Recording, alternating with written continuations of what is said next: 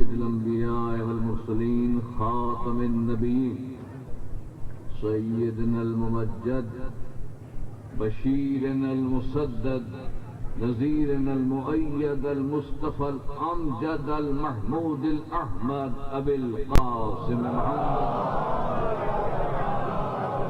أهل بيته الطيبين الطاهرين المعصومين. أما بعد فقد قال سبحانه وتعالى في كتابه المحكم وخطابه المتقن وقوله أحسن. بسم الله الرحمن الرحيم. وإذ قال ربك للملائكة إني جاعل في الأرض خليفة قالوا أتجعل فيها من يفسد فيها ويسفك الدماء ونحن نسبح بحمدك ونقدس لك قال إني أعلم ما لا تعلمون.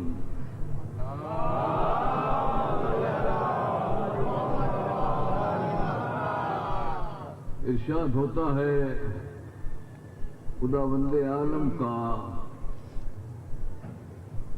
کہ یاد کرو یعنی اس کو یاد کرو جبکہ تیرے رب نے کہا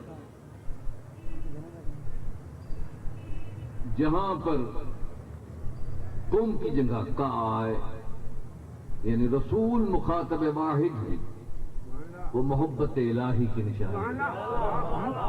تمہارے رب نے کہا ہم بنانے والے ہیں خلیفہ زمین پر.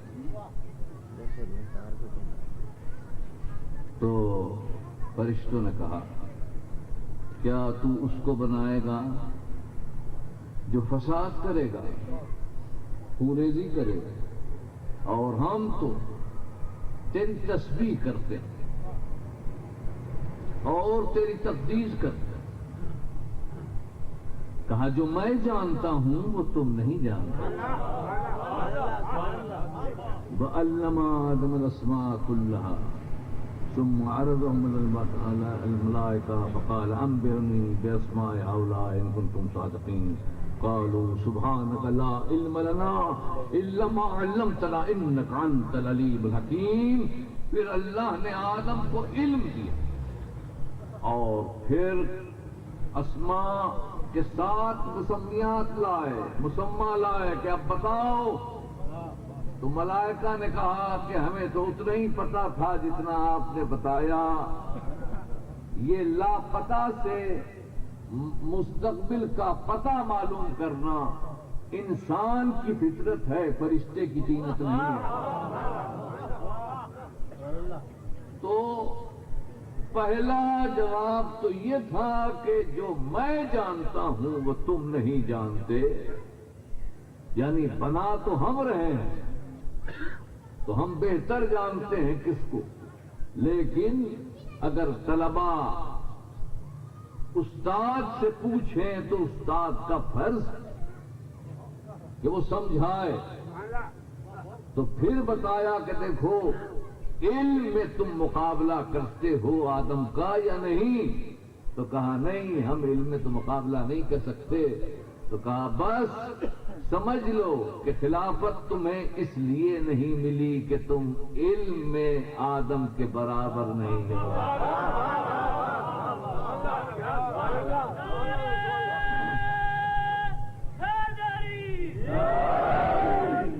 یہ اللہ کی خلافت ہے، مسلمانوں کی خلافت نہیں ہے.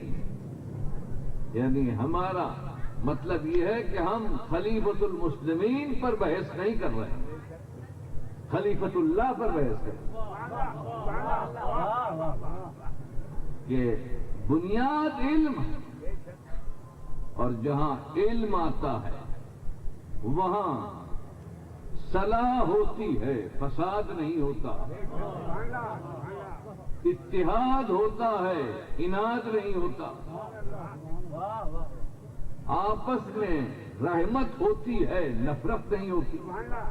یہ جو مسلمانوں میں نفرت کا رواج ہے تو کیوں؟ اس لیے کہ علم سے دور ہو گئے.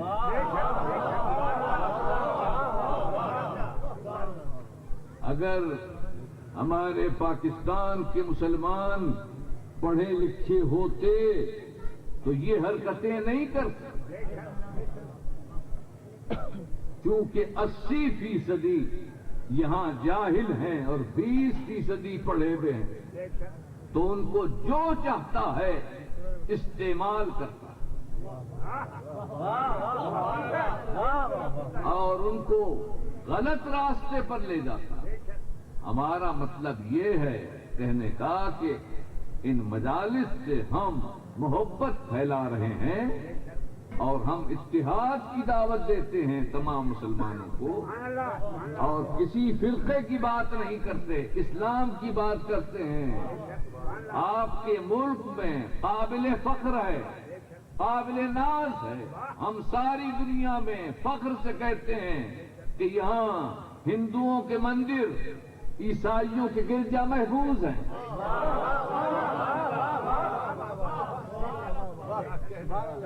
لیکن ہمارا سر جھک جاتا ہے۔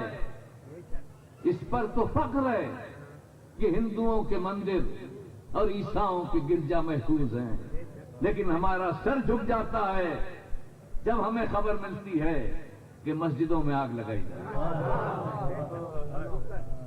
کیا مطلب اس کا؟ یہ جہالت ہے۔ مسلمانوں کو علم کی طرف آنا چاہیے، علم کی طرف آنا چاہیے۔ جب آپ غیر مسلم سے اتنا اچھا سلوک کر سکتے ہیں تو مسلم سے سلوک کیوں نہیں کرتے؟ ہماری مسجد یا آپ کی مسجد کا سوال نہیں، مسجد کسی کی نہیں ہوتی، مسجد رب کی ہوتی ہے، اور حسین کسی کا نہیں ہوتا ہے، سب کا ہوتا ہے۔ یہ تو تقسیم ہو گئی ہے، تفریق ہو گئی ہے۔ تو ملائکہ کو غلط فہمی یہ ہوئی علم تمام کے فقدان سے کہ انہوں نے سیاہ پہلو دیکھا، سفید پہلو نہیں دیکھا، تاریک دیکھا، روشن نہیں دیکھا۔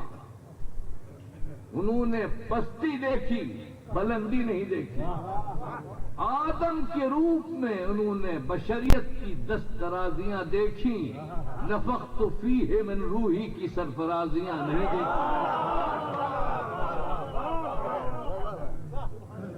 آدم کے پیکر میں سر پر جواہر کی تابشیں دیکھی اور ٹھوکر سے بنتے ہوئے در نجف کی تابانیاں نہیں دیکھی۔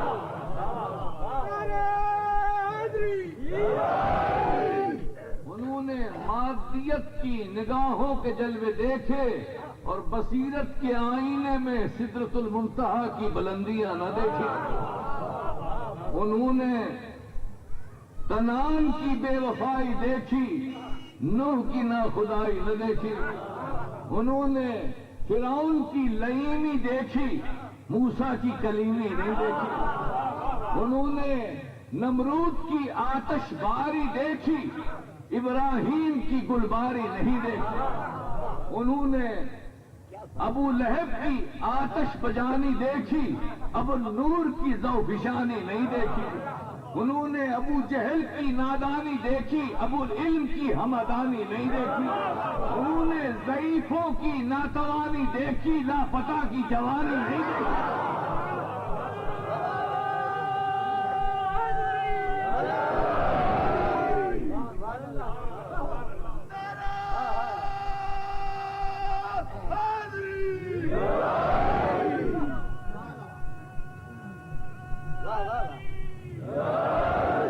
آدم کے پیکر میں انہوں نے دوسروں کے منہ سے نوالا چھیننے والے غنی دیکھے اور اپنے دسترخوان کی روٹیاں دینے والے سخی نہیں دیکھے۔ انہوں نے بھائی کا گلا کاٹتے ہوئے دیکھا، لیکن بھائی کے بستر پر بھائی کو سوتے ہوئے نہیں دیکھا۔ اس لیے ان کو خیال پیدا ہوا کہ یہ کس کو خلافت مل رہی ہے۔ اگر ان کو معلوم ہو جاتا کہ خلافت اس کو مل رہی ہے تو وہ کبھی بھی یہ بات نہ کہتے۔ تو اصل چیز علم ہے، علم ہے. ہماری خواہش ہوتی ہے کہ تقریروں کے ذریعے سے افادیت ہو اور ہمارے نوجوان سبق لیں. علم سب کچھ. دنیا کی جتنی خرابیاں ہیں سب جہالت میں، اور دنیا کی جتنی اچھائیاں ہیں سب علم میں. ہمیں علم چاہیے، علم شریعت بھی اور علم حقیقت. یعنی وہ لوگ بھی پیدا ہوں جو علوم دینی جانتے، مگر وہ لوگ بھی پیدا ہوں جو سائنسی علوم جانتے. ہمیں بڑی تمنا ہے کہ ہماری قوم میں ایسے افراد پیدا ہوں جو سائنسداں بنے اور ان کو بھی انعام ہو. یہ میری خواہش ہے، کیونکہ جب تک سائنسی علوم نہیں ہوگا اس وقت تک آپ اسلامی نظام نہیں لا سکتے. فرض کیجئے کہ یہاں اسلامی نظام آ جائے اور سب لوگ نمازی، روزے دار، حاجی، متقی، پرہیزگار ہو جائیں، حدود و تعزیرات بھی نافذ ہو جائیں. لیکن اگر کوئی غیر ملک حملہ کر دے تو اس کا جواب تسبیحیں، نمازیں، کوئی کتاب نہیں دے سکتے. اس کے لیے تو آپ کو طاقت چاہیے، علم چاہیے، قوت چاہیے. ٹھیک ہے کہ ہم نے ٹی وی پر آپ کی قوت 5 ارب 60 کروڑ بتائی ہے. یہ ٹھیک ہے کہ ہم اتنے ہی قوت والے ہیں، لیکن سوال یہ ہے کہ اللہ کی نصرت ان کو ملتی ہے جہاں جنگ میں نوعی اختلاف نہیں ہوتا.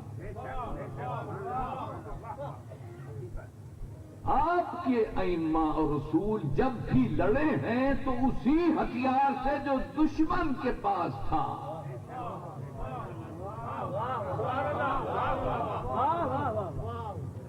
ایسا نہیں ہے کہ دشمن کے پاس جو تھا وہ ہمارے پاس نہیں تھا. یہ ٹھیک ہے کہ دشمن کے پاس بھی تلوار تھی اور ہمارے پاس بھی تلوار تھی، لیکن تلوار کا مسئلہ کچھ بازو پر بھی مبنی ہوتا ہے.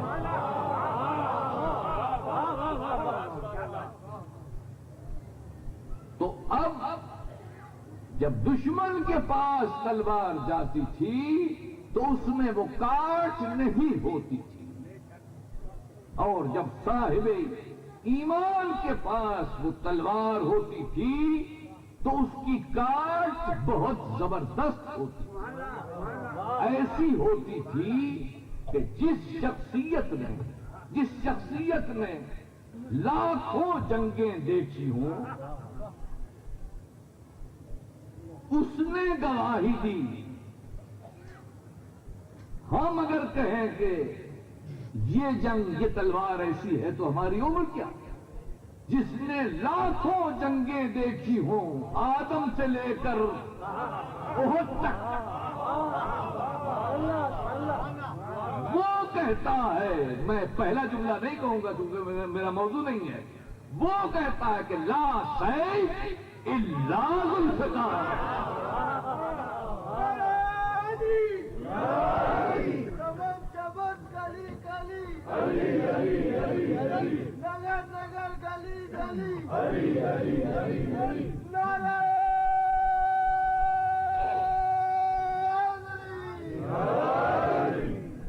تو تلوار ادھر بھی تھی ادھر بھی تھی. تو اگر ادھر ایٹم بم ہے، میزائل ہے، تو آپ کیا تلوار سے مقابلہ کریں گے؟ نہیں. آپ کو پوری قوت حاصل کرنا چاہیے ان ہتھیاروں کے لیے کہ جو وقت کی ضرورت ہے اس میں انکسار کیوں ہوتا ہے، اس میں خوف زدہ کیوں ہے گورنمنٹ، اس میں ڈر کا ہے کا، یہ تو حکم الہی ہے۔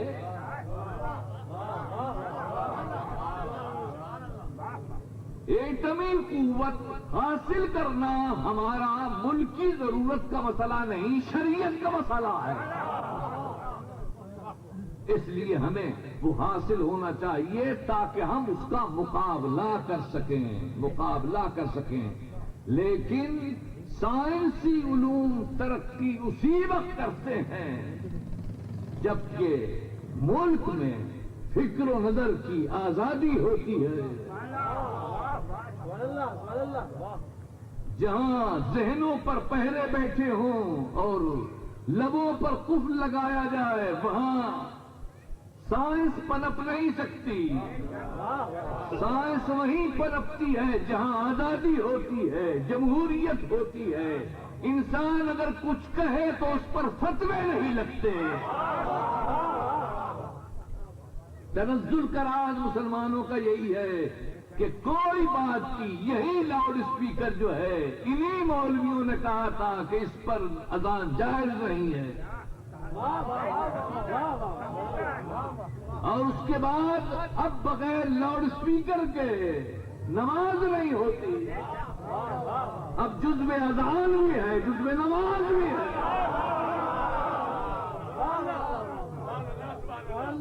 تو یہ جو فکر کی قلت ہے، یہ جو ذہن کا انحطاط ہے، تو اس کا نتیجہ یہ ہے کہ ہم پیچھے رہ گئے۔ یہی دینی لوگ جنہیں آپ کہتے ہیں یہ کہتے تھے کہ تصویر حرام ہے۔ اب جس ملک میں 12 صدیوں سے ملوکیت ہو اور ان کی پرورش کرنے والے ایسے فتویٰ دہندگان ہوں، وہاں کیا سائنس ترقی کرے گی؟ جہاں یہ ہے کہ جی تصویر حرام ہے، تصویر حرام ہے۔ اب جب ٹی وی آ گیا تو کہا گیا اب فرمائیے، کہا اس پر ہماری تقریر بہت ضروری ہے۔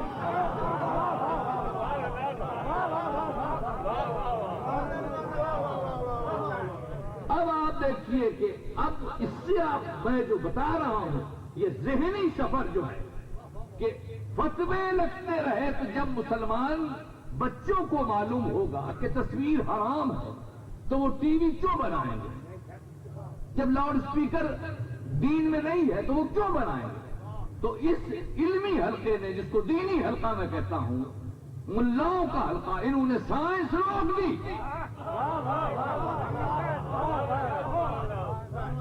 جب تک یہ رہیں گے علم پرکھ نہیں سکتا،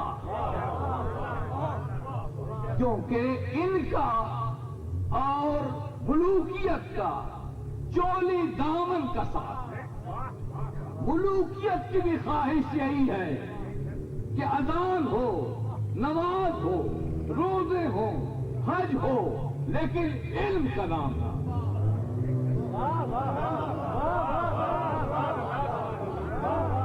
اور یہ جو کاسلیسے ملوکیت تھے، انہوں نے بھی یہی کوشش کی کہ اذان ہو، نماز ہو، قرآن پڑھا جائے، لیکن سمجھ کی بات ہے، علم کی بات ہے۔ تو اب مسلمان روتے کیوں ہیں؟ ان کو تو مسکرانا چاہیے۔ مسلمان تم تو فاتح کسرا و قیصر ہو، آج اشبار ہو۔ کل جب فتوحات کا سیلاب امڑ رہا تھا تو تمہاری زبانیں قصیدہ خوانی کی معراج پر تھیں۔ آج وہ قصیدے کہاں گئے؟ وہ تحریت نامے کہاں گئے؟ آج کہتے ہو کہ نہیں اب ہم زوال میں ہیں، جب تم کچھ نہیں تھے تو عروج میں تھے۔ آج 1 ارب تمہاری تعداد ہے اور تم زوال میں ہو۔ اس کا راز تم کبھی نہیں سمجھ سکو گے۔ یہ تم پر عذاب ہے، اللہ کا عذاب ہے کہ وہ منبر پر بیٹھ کے کہتا تھا کہ سلونی قبل ان تفتنونی۔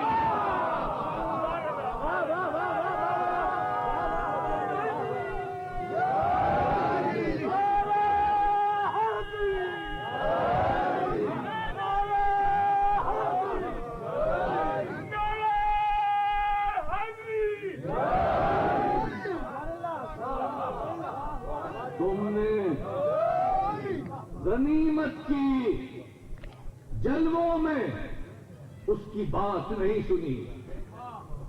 تم نے فتوحات کے نشے میں ساقی کوثر کے جام کو ٹھکرا دیا.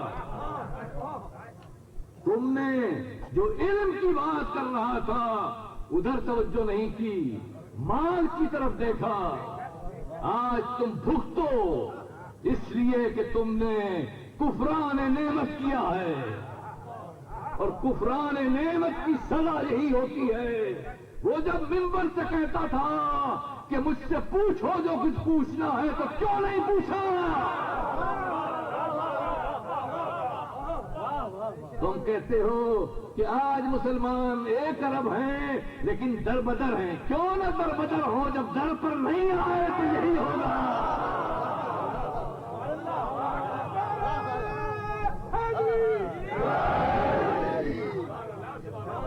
ہم کبھی غمزدہ نہیں ہوتے کہ اہل بیت کو نہیں مانا.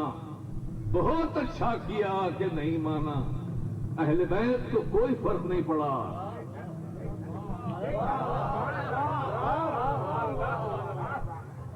اہل بیت کی جو سیاست تھی وہی شریعت تھی، جو شریعت تھی وہی سیاست تھی.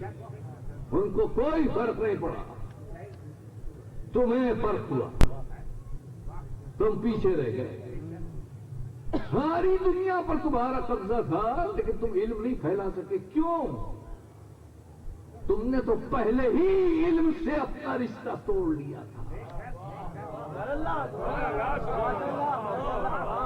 تم سمجھے تھے کہ رسول حکومت قائم کرنے کے لیے آیا ہے، رسول کا مقصد فتوحات ہے، بلاد غیر کو قبضہ کرنا ہے. یہ تم سمجھے تھے؟ کبھی رسول نے کہا تھا کہ میں فتوحات کے لیے آیا ہوں؟ کبھی اس نے کہا تھا کہ میں تمہیں پوری کائنات مسخر کر کے دوں گا؟ نہیں، اس نے کبھی نہیں کہا. کیونکہ یہ کائنات اس کی نگاہ میں کیا چیز تھی؟ وہ کائنات کو کیا سمجھتا تھا جس کی انگلیوں سے چاند شک ہوتا ہو؟ وہ کیا کائنات کو سمجھ سکتا تھا؟ وہ صرف اس لیے آیا تھا کہ علم پھیلا. کیونکہ اگر علم آئے گا تو اسلام خود بخود پھیلے گا. اسی لیے اس نے کبھی نہیں کہا کہ میں عدالت کا شہر ہوں، کبھی نہیں کہا کہ میں شجاعت کا شہر ہوں، کبھی نہیں کہا کہ میں امانت کا شہر ہوں، کبھی نہیں کہا کہ میں دیانت کا شہر ہوں. اس نے کہا میں علم کا شہر ہوں، میں علم کا شہر ہوں. تم علم کے شہر سے مستفید نہیں ہوئے. حالانکہ علم کا شہر ہونا تو سب میں مسلم ہے نا. لیکن رسول نے آخری بات جو کہی تھی وہ بہت چبھنے والی تھی کہ میں شہر ہوں اور یہ دروازہ ہے.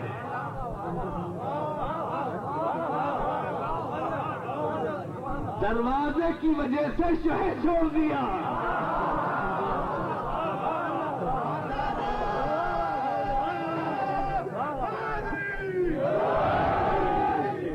آج مسلمان دربدر ہیں، دربدر ہیں. میں پھر چاہتا ہوں اپنے نوجوان نسل سے کہتا ہوں کہ علم کی طرف جائیے. علم طاقت ہے، علم قوت ہے. علم کی طرف جائیے اور کوئی چیز نہیں چاہیے. جب علم آ جائے گا تو ہر چیز آ جائے گی، ہر چیز آ جائے گی. کیونکہ اللہ چاہتا ہے کہ مسلمان صرف تسبیح خواہ نہ ہو. آپ یہ نہ سمجھیں کہ میں نماز یا تسبیح سے آپ کو ہٹا رہا ہوں. نہیں، حکومت نے بڑی مشکل سے نمازیں قائم کی ہیں تو میں ان کی کوششوں پر پانی نہیں پھیرنا چاہتا، مگر میں سمجھانا چاہتا ہوں. دیکھیے نا، یہ میرا کام ہے کہ میں نماز کی بات کروں. ہر ایک کو اپنا فریضہ ادا کرنا چاہیے. میرا کام یہ ہے کہ میں نماز کی بات کروں. حکومت کا کام ہے کہ وہ ایٹمی ہتھیار تیار کرے. اس کو نماز سے کیا تعلق، اس کو روزوں سے کیا تعلق؟ یہ ہمارا کام ہے جو ہم کر رہے ہیں. اس کے معنی یہ ہوئے کہ شاید وہ اپنا کام نہیں کر رہے ہیں، اس لیے ہمارا کام کر رہے ہیں۔ ہمارا کام یہ ہے کہ ہم نماز کی بات کریں، لیکن دیکھیے نا حقائق جو ہیں وہ حقائق ہوتے ہیں۔ اللہ چاہتا ہے کہ مسلمان ایسا ہو کہ ایک طرف وہ نمازی ہو، دوسری طرف فتح مند غازی ہو، ایک طرف وہ روزہ دار ہو، دوسری طرف نظام خود کفیل عزت دار ہو، ایک طرف وہ حاجی ہو، دوسری طرف ہر ذلت سے ناجی ہو، ایک طرف وہ متقی اور پرہیزگار ہو، دوسری طرف تہذیب کا پیشوا تمدن کا پروردگار ہو، ایک طرف فقر کے بوریے پہ ہو اور فیصل و کسرا سے خراج لے رہا ہو، سر سجدے میں اور چہرے پر جلال خسروانہ، ہاتھ میں تسبیح اور ٹھوکر پر زمانہ۔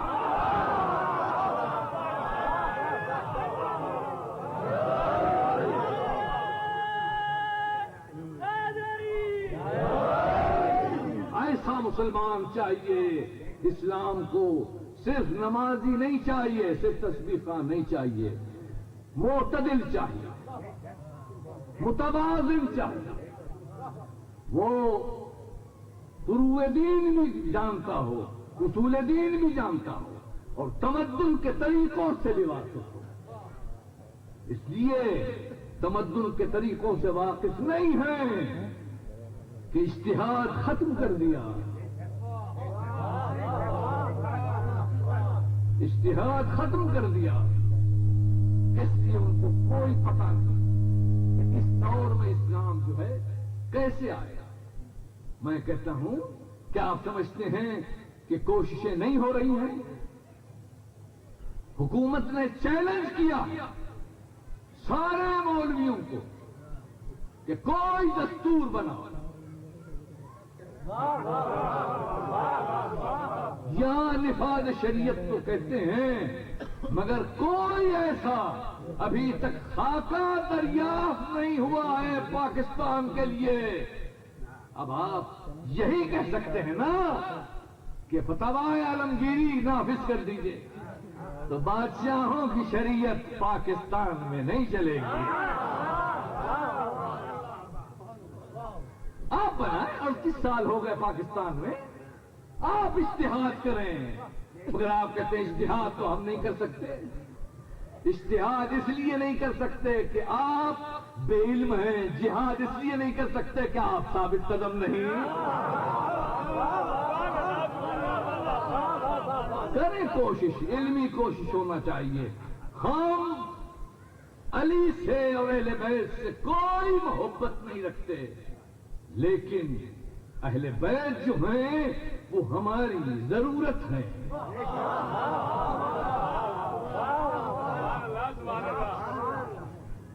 ہم مجبور ہوتے ہیں، اہل بیت سے ہمیں کوئی عقیدت نہیں ہے، پھر سمجھ لیں اہل بیت سے ہمیں کوئی محبت نہیں ہے، مگر ہماری ضرورت ہے کہ ہم علم چاہتے ہیں۔ اب کہاں جائیں، کہاں جائیں علم کے لیے؟ ہم کس کے گھر پر جائیں؟ کہاں جائیں؟ علم چاہیے نا، تو علم کہاں سے ملے؟ ہمیں بڑی امید تھی حضرت عمر رضی اللہ تعالیٰ عنہ سے کہ وہ ہمیں کچھ علمی بات بتائیں گے، تو ہم ان کے خطبے میں شریک ہوئے کہ وہ ہمیں کچھ بتائیں کہ ہم کدھر جائیں۔ تو انہوں نے فرمایا، من اراد ان يسأل عن القرآن فلیات ابی بن کعب۔ حضرت عمر رضی اللہ تعالیٰ عنہ فرماتے ہیں اپنے ممبر پر خلافت کے دور میں کہ جو چاہتا ہے کہ قرآن حاصل کرے اس کو چاہیے کہ ابی بن کعب کے پاس آئے۔ ومن اراد ان يسأل عن الفرائض فلیات زید بن ثابت۔ اور جو فرائض معلوم کرنا چاہتا ہے تو وہ زید بن ثابت کے پاس آئے. وَمَنْ أَرَادَ أَنْ يَسْأَلَ عَنِ الْفِقْهِ فَلْيَأْتِ مُعَاذَ بْنَ جَبَلَ. اور جو چاہتا ہے کہ فقہ معلوم ہو وہ معاذ بن جبل کے پاس آئے. وَمَنْ أَرَادَ أَنْ يَسْأَلَ عَنِ الْمَالِ فَلْيَأْتِنِي. اور جو مال چاہتا ہے تو میرے پاس آئے. تو آپ یہ دیکھیے کہ ان کی کتنی دیانت ہے اگر وہ یہ بھی کہہ دیتے کہ قرآن ہی مجھ سے لو اور فرائض بھی مجھ سے لو اور فقہ بھی مجھ سے لو تو کون روک سکتا تھا؟ حاکم وقت کو کون ٹوک سکتا تھا؟ مگر آپ نے فرمایا کہ قرآن نہیں، فقہ نہیں، فرائض نہیں، مال ہمارے پاس ہے، لہذا تم لے سکتے ہو. تو اگر مال کی ضرورت ہے تو ہم اس بزرگ کے پاس جانے کے لیے تیار ہیں، لیکن مسئلہ تو یہ ہے کہ مال تو اربوں کے پاس بہت ہے. مسئلہ علم کا ہے تو علم کہاں سے لے؟ تو جو کچھ حضرت عمر نے فرمایا وہ بالکل صحیح فرمایا. ہماری خواہش یہ ہے کہ ابی بن کعب سے قرآن نے، زید بن ثابت سے فرائض نے، معاذ بن جبل سے فقہ نے. لیکن آپ خود سوچیں، آپ کراچی کے رہنے والے ہیں کہ وقت کتنا کم ہے اور ہمارے لیے کتنی مصیبت ہے کہ قرآن کے لیے وہاں جائیں، فرائض کے لیے وہاں جائیں، فقہ کے لیے وہاں جائیں. ایسا کیوں نہ ہو کہ ایک جگہ جائیں اور وہیں سے کچھ مل جائے.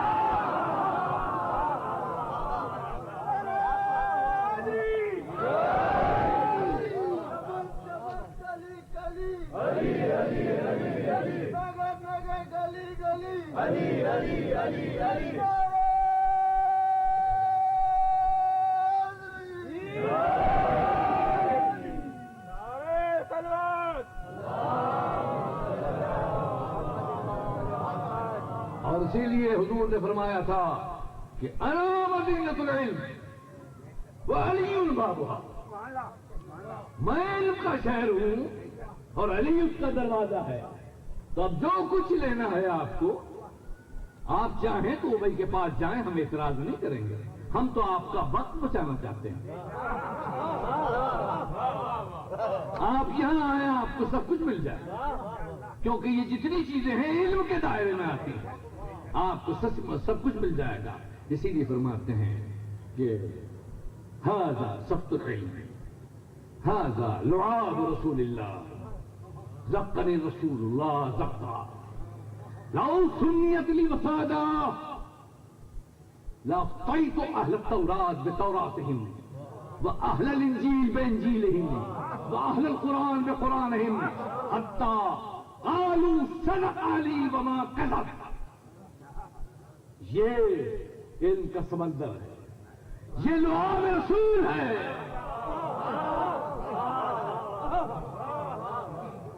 صحبت رسول اور ہے، لعاب رسول اور ہے. هذا لعاب رسول اللہ، یہ رسول اللہ کا لعاب ہے. مجھے اس طرح بھرایا ہے جیسے ماں اپنے بچے کو بھراتی ہے، طائر اپنے بچے کو بھراتا ہے، اس طرح مجھے بھرایا ہے. کاش میرے لیے سکون کی مسجد بچتی تو میں اہل تورات کو تورات سے فتویٰ دیتا، اہل انجیل کو انجیل سے فتویٰ دیتا، اہل قرآن کو قرآن سے فتویٰ دیتا. علی آپ تو رسول اللہ کے ماننے والے ہیں، قرآن کے ترجمان ہیں، آپ تورات کی بات کیوں کرتے ہیں؟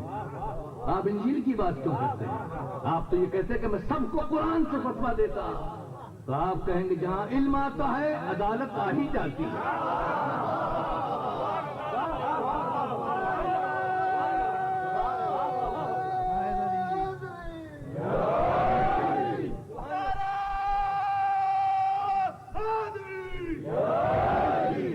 اب ہم پوچھتے ہیں کہ علی خلیفہ راشد ہیں یا نہیں؟ یہاں میں اپنی تو کوئی بات کرنے آئی نہیں، میں اپنے عقیدے کی تو کوئی بات کرنا ہی نہیں چاہتا. میں کہتا ہوں خلیفہ رابع ہیں، خلیفہ راشد ہیں کہ نہیں ہیں؟ یہ تو مسلمانوں میں طے ہے نا کہ چوتھے خلیفہ علی ہیں، یا اس میں بھی کوئی اشکال ہے؟ تو خلافت راشدہ کا قانون کیا ہے؟ خلافت راشدہ کا قانون کیا ہے؟ آپ کا خلیفہ چوتھا کیا کہتا ہے؟ ہمارا امام کیا کہتا ہے ہم نہیں جانتے، آپ کا چوتھا خلیفہ کیا کہتا ہے؟ کہ تورات والوں کو تورات سے دیں گے، انجیل والوں کو انجیل سے دیں گے، قرآن والوں کو قرآن سے دیں گے۔ اس کے معنی یہ ہے کہ اسلامی نظام میں یہودیوں پر تورات نافذ ہوگی، عیسائیوں پر انجیل نافذ ہوگی، مسلمانوں کو قرآن نافذ ہوگا، تو ہر ایک کی فقہ اس کے مطابق نافذ ہوگی۔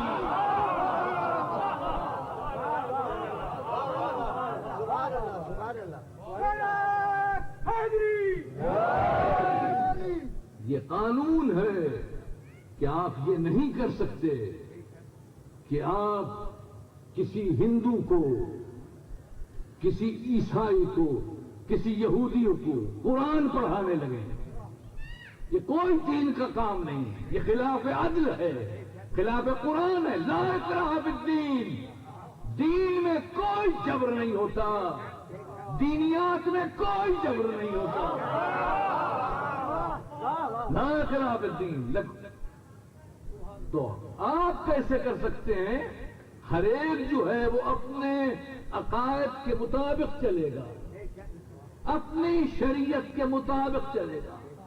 یہ نہیں ہو سکتا کہ یہاں آپ کا پرسنل لا ہے، یہاں پر پبلک لا نہیں۔ اسلام میں کوئی پبلک لا نہیں، سب پرسنل لا۔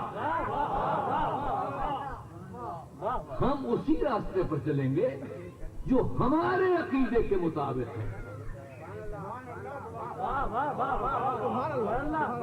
اور ہم کوئی شریعتیں نہیں ہیں۔ آپ یہ سوچیں کہ مختلف ہیں، مختلف نہیں ہیں، تھوڑا تھوڑا اختلاف ہوتا ہے، مگر اس اختلاف کو سب عزیز رکھتے ہیں، اس اختلاف کو سب عزیز رکھتے ہیں۔ نماز انسان پڑھ سکتا ہے، ہاتھ باندھ کر کے بھی، کھول کر کے، کوئی فرق نہیں پڑتا، نماز پڑھو، لیکن اختلاف سب کو عزیز ہے، اختلاف سب کو عزیز ہے۔ کوئی نہیں چاہتا کہ دوسروں کو دیکھتے ہوئے یا اس کی رعایت کرتے ہوئے ہم اپنے مسلک کو بدل لیں۔ تو آپ رہنے دیجئے، جو جس عقیدے پر ہے اس کو رہنے دیجئے، کیونکہ علم کا مقصد اور نظام اسلام کا مقصد یہی ہے کہ ہر ایک کو اس کے مطابق جینے دیجیے۔ ہم آپ کے ساتھ ہیں، اہل بیت کے ساتھ اسی لیے ہیں کہ وہ ہمیں علم دیتے ہیں، علم دیتے ہیں۔ ہم نے کوئی ایسی بات نہیں کی۔ ہم امام اعظم رحمۃ اللہ علیہ کا احترام کرتے ہیں، امام مالک رحمۃ اللہ علیہ کا احترام کرتے ہیں، امام احمد حنبل رحمۃ اللہ علیہ کا احترام کرتے ہیں، امام شافعی رحمۃ اللہ کا احترام کرتے ہیں۔ اسی طرح سب کو چاہیے کہ امام صادق کا احترام کریں۔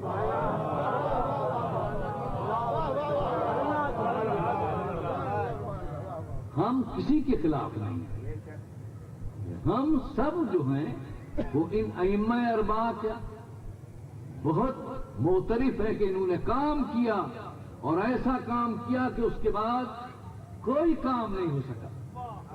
یعنی آپ دیکھیں کہ جو اجتہاد کر گئے اس کے بعد اب مجال ہے کسی کی کہ اجتہاد کر۔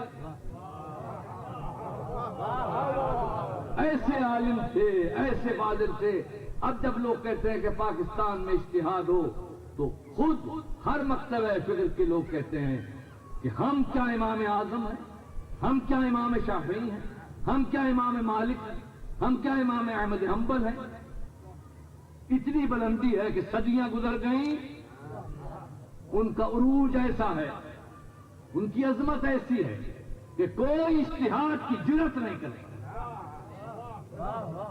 تو ہم احترام کرتے ہیں، یہی ہم چاہتے تھے۔ جو کچھ ہوا وہ عین ہمارے مقصد کے مطابق۔ اور یہ بالکل صحیح ہوا. یہ کون ہے؟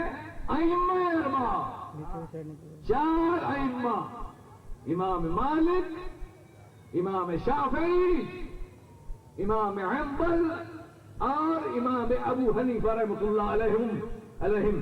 تو یہ چاروں جو ہیں امام ہیں. یہ کیسے آئے؟ کیا خلافت نہیں تھی؟ بھائی جب یہ امام بنے تو کیا اس وقت کوئی خلیفہ نہیں تھا؟ آپ کہیں گے کہ ہاں خلیفہ تو تھا. تو پھر خلافت کے ہوتے ہوئے یہ امامت کیسے آ گئی؟ بھائی جب خلیفہ موجود تھا تو اس سے پوچھتے، یہ بیچارے فقر کے بوریے پہ بیٹھے ہوئے، ان کے پاس نہ تخت تھا نہ تاج تھا، ان کے پاس کیا تھا جو تم لینے کے لیے آ گئے؟ کہ جی علم تھا. تو یہی تو ہم تم سے بھی کہتے تھے کہ خلافت کے پاس کچھ نہیں ہے. تم نے یہ بات مانی کہ ان کو امام کہا یا نہیں کہا؟ تو جب یہ تمہارے امام ہوئے تو یہ بادشاہ تھے یا نہیں تھے؟ تو کہو کہ بادشاہ نہیں تھے. معلوم ہوا کہ تخت پر بیٹھنا امامت کی دلیل نہیں ہے.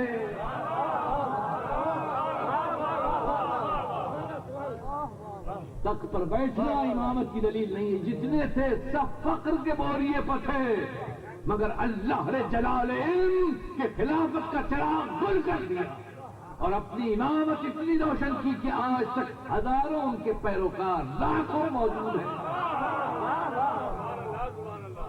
معلوم ہوا کہ خلافت رہنے والی چیز نہیں ہے، امامت رہنے والی چیز ہے.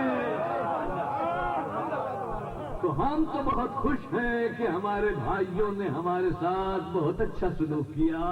جو بات ہم کہتے تھے وہ سمجھ میں دیر میں اگرچہ آئی مگر آ گئی کہ امامت کے بغیر گزارا نہیں ہے، کیونکہ امامت کے پاس علم ہوتا ہے اور خلافت کے پاس صرف تخت و تاج ہوتا ہے. اب سوال یہ ہے، یہ کس نے جرأت کی؟ دوستوں، یہ کون جری ہے جس نے خلیفہ وقت کو مجبور کیا کہ وہ ان کے حضور آئے؟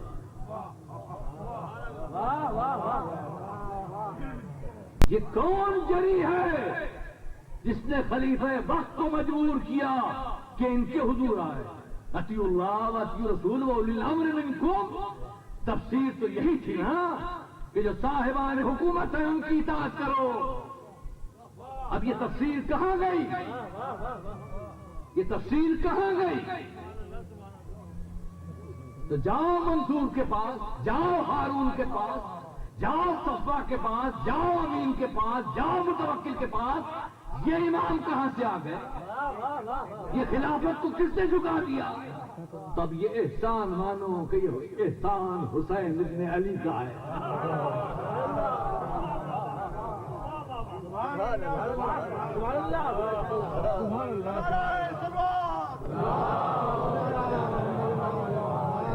یہ احسان حسین کا ہے اور سارے فرقوں کو چاہیے کہ حسین کو سلام کریں.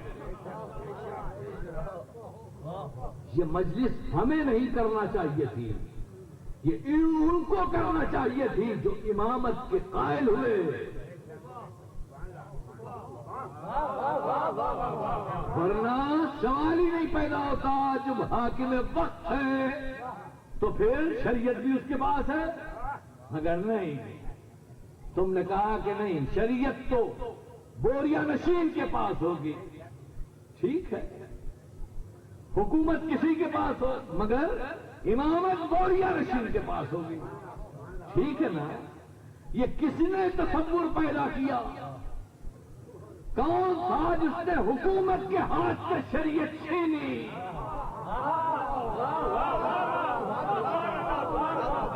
کس نے چھینی؟ جرأت نہیں ہوتی تھی کسی کو، ہمت نہیں پڑتی تھی کسی کو. یہ حسین تھے جنہوں نے بتایا کہ حکومت اور حاکم ہونا اور چیز ہے اور صاحب شریعت ہونا اور چیز ہے. اور اس کے بعد سے پوری دنیا اسلام میں انقلاب آیا. اب جہاں جہاں حنفی ہوں، جہاں جہاں حنبلی ہوں، جہاں جہاں مالکی ہوں، جہاں جہاں شافعی ہوں، سب حسین کو سلام کریں کہ حسین تجھ پر سلام کہ تو نے حکومت کو شریعت سے جدا کر دیا. یہ حسین کا احسان ہے، حسین کا احسان ہے. ورنہ کون تھا جوڑتا؟ بڑا مشکل تھا، بڑا مشکل تھا. حکومت وقت کے مقابل پہ اٹھنا بہت مشکل ہے، بہت مشکل ہے. حسین اٹھے. عام انسان کے بس کی بات نہیں تھی، عام انسان کے بس کی بات نہیں. ملوکیت کا آپ کوئی تصور ہی نہیں کر سکتے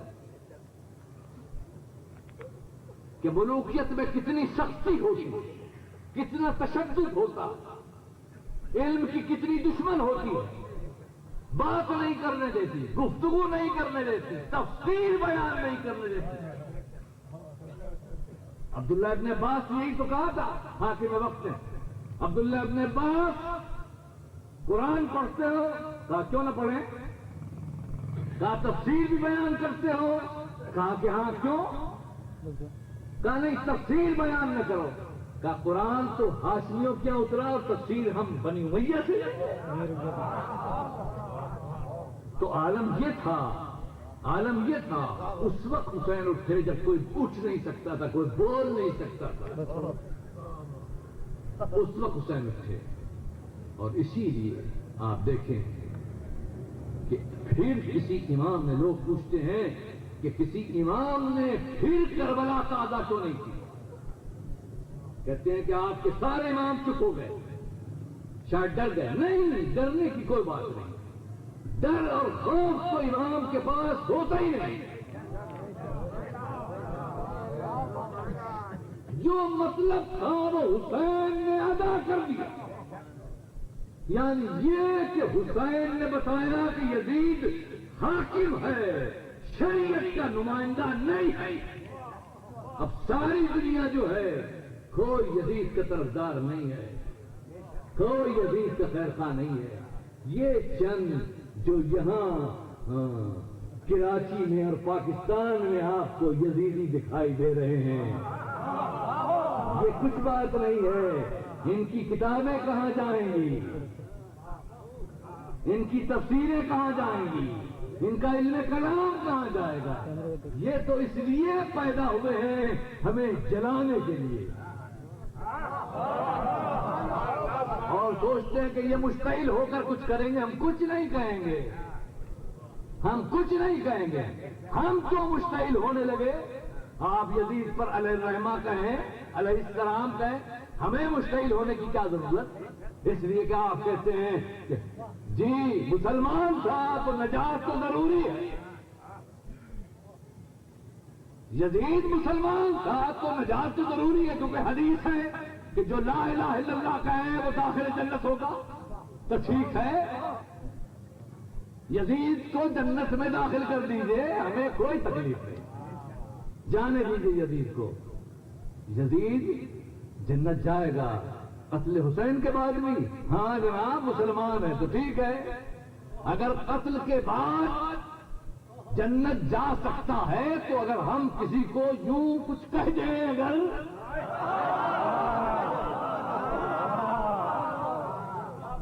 تو ہمیں جنت سے کون روک سکتا ہے؟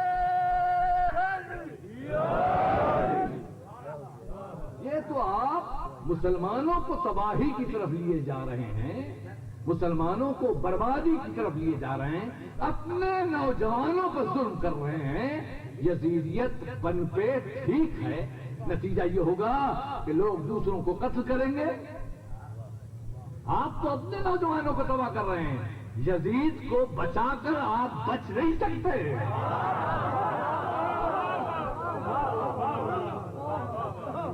ہم نے تو صاف بات کی کہ یزید جو تھا وہ غلط آدمی تھا، اور اگر یزید جنت چلا جائے گا تو میری سمجھ میں نہیں آتا کہ جو دوسرے بزرگان دین ہیں ان میں اور یزید میں امتیاز کیا ہے. لہذا آپ خود اپنے بزرگان دین کی توہین کر رہے ہیں، اس کو وہیں رکھیے جہاں کا وہ مستحق ہے، اور اگر آپ کو بہت محبت ہے تو آپ رہ سکتے ہیں جہاں وہ رہے گا۔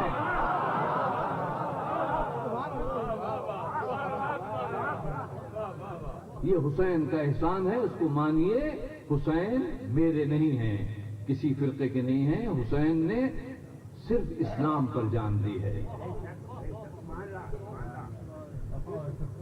درخواست ہوں غلطی داس،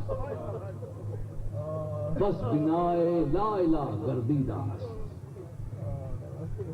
ہم نہیں کہہ رہے ہیں، آپ کے پاکستان کے خالق جو ہیں علامہ اقبال، وہ کہہ رہے ہیں، اور وہ کوئی معمولی آدمی نہیں تھا، پی ایچ ڈی تھا، پڑھا لکھا آدمی تھا۔ وہ کہتا ہے کہ درخواست ہوں غلطی داس، بس بنائے لا الہ گردی داس۔ بنائے لا الہ، توحید کی بنیاد حسین نے رکھی، توحید کی بنیاد رکھی، لا الہ کی بنیاد حسین نے رکھی۔ لا الہ کا قصر ہمیشہ یزید کی موت پر ہو سکتا ہے۔ کوئی حاکم نہیں خدا کے سوا، یزید کیسا حاکم؟ کوئی حاکم نہیں۔ حسین نے ہر عصر کے یزید کی قبر کھود دی۔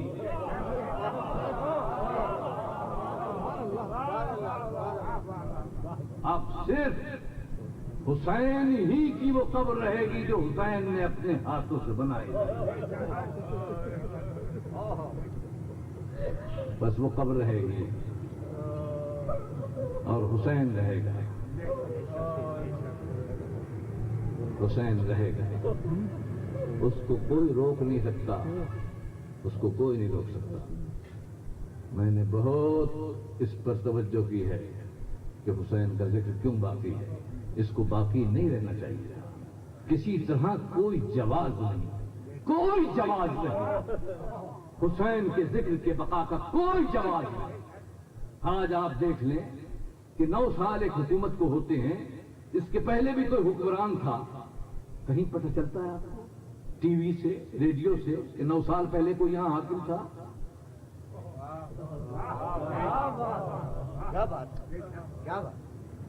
آپ دیکھتے ہیں پاور حکومت، یعنی آپ کے سامنے وہ حاکم رہا ہے، آپ نے اس کی جے بھی کی ہے، سب کچھ ہے، لیکن آج پتہ نہیں چلتا کہ وہ حاکم رہا یا نہیں رہا۔ یہ 9 سال میں یہ ہو گیا تو 1200 سال میں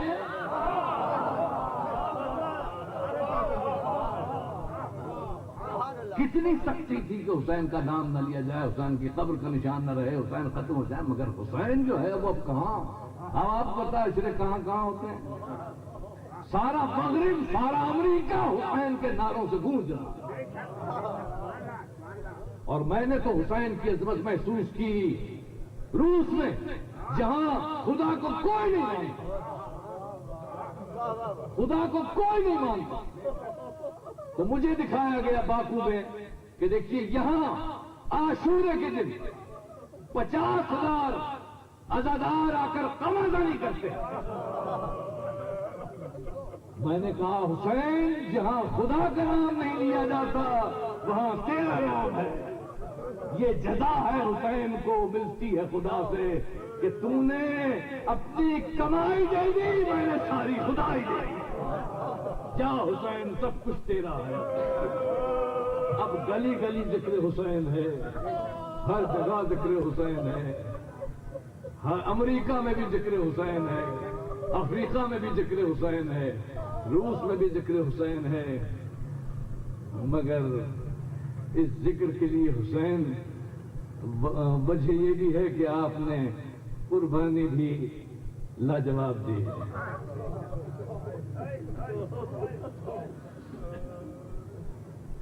عجبت الملائکۃ من صنعتہ، امام فرماتے ہیں، ملائکہ کی بات کر رہا تھا فضائل میں، امام فرماتے ہیں کہ ملائکہ متعجب ہوئے جب حسین کا صبر دیکھا۔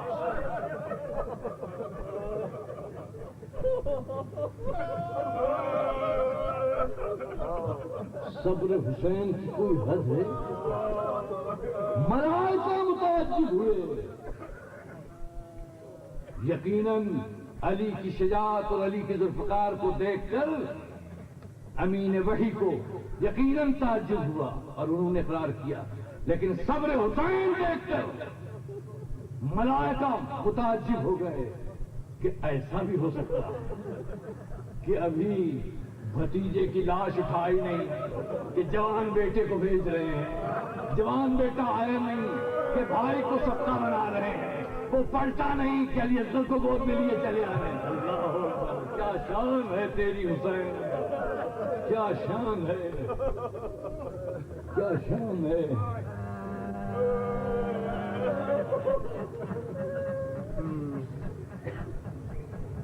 مگر بڑا صدمہ ہوتا ہے مجھے جب میں محسوس کرتا ہوں کہ اب ہم مصائب حسین کے بیان کر رہے ہیں.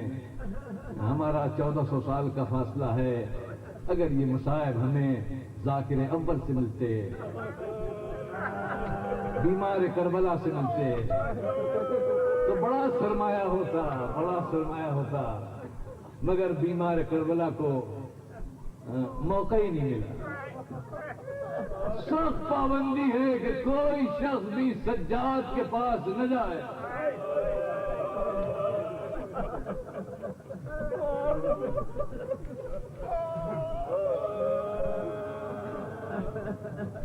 بڑے بزرگ ہیں زہری، بہت بزرگ ہیں، وہ آئے ہیں امام کے پاس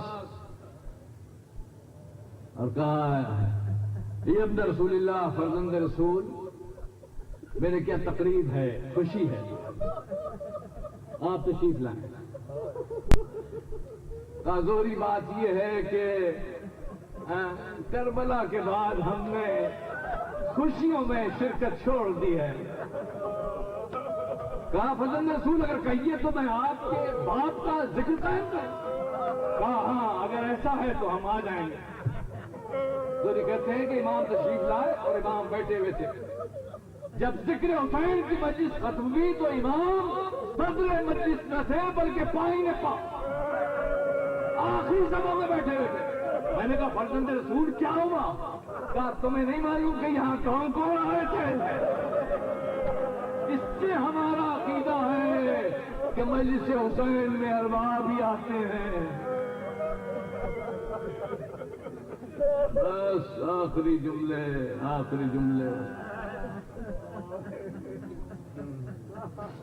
دیکھیے لوگ بڑا مسئلہ اٹھاتے ہیں.